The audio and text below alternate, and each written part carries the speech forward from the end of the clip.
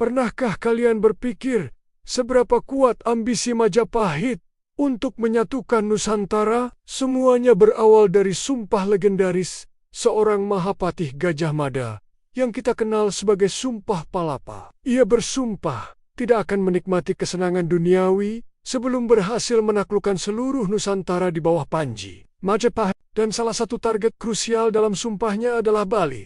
Kenapa Bali begitu penting? Bali saat itu bukanlah pulau sembarangan. Kerajaan Bedahulu di Bali punya pengaruh kuat dan jadi penghalang besar bagi ekspansi Majapahit ke timur. Penaklukan Bali bukan hanya soal wilayah, tapi juga soal mematahkan kekuatan saingan dan membuka jalan untuk menguasai jalur perdagangan rempe-rempa yang sangat vital. Kemenangan Majapahit di Bali pada akhirnya menjadi kunci yang membuka gerbang bagi penyatuan Nusantara yang lebih luas.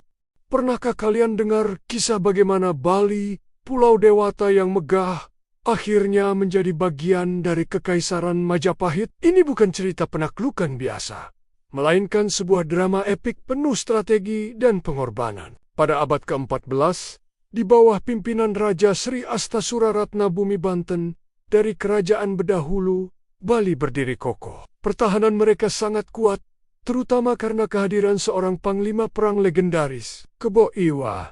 Sosoknya digambarkan begitu besar dan sakti, mampu membangun candi dengan tangannya sendiri. Selama Kebo Iwa ada, Bali seolah tak tersentuh. Di seberang lautan, Mahapatih Gajah Mada dari Majapahit punya ambisi besar menyatukan Nusantara lewat Sumpah Palapa. Bali adalah salah satu target utamanya. Namun, serangan militer langsung selalu gagal. Gajah Mada sadar, untuk menaklukkan Bali, ia harus menyingkirkan Kebo Iwa terlebih dahulu. Maka, dimulailah sebuah siasat licik. Gajah Mada mengundang Kebo Iwa ke Majapahit dengan dalih perjodohan politik akan dinikahkan dengan seorang putri cantik.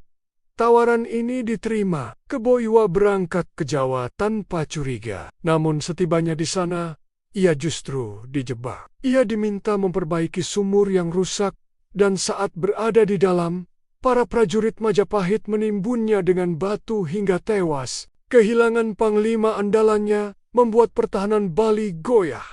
Majapahit pun melancarkan serangan besar-besaran. Meskipun rakyat Bali dan pasukan Bedahulu yang dipimpin oleh Pasung Grigis bertempur dengan gagah berani, mereka akhirnya takluk. Kerajaan Bedahulu runtuh, dan Bali pun resmi berada di bawah kekuasaan Majapahit. Kisah ini menjadi bukti bahwa dalam perang, kekuatan fisik saja tidak cukup. Strategi dan siasat seringkali menjadi penentu kemenangan. Terima kasih sudah menonton. Jangan lupa subscribe untuk kisah-kisah menarik lainnya dari sejarah Nusantara.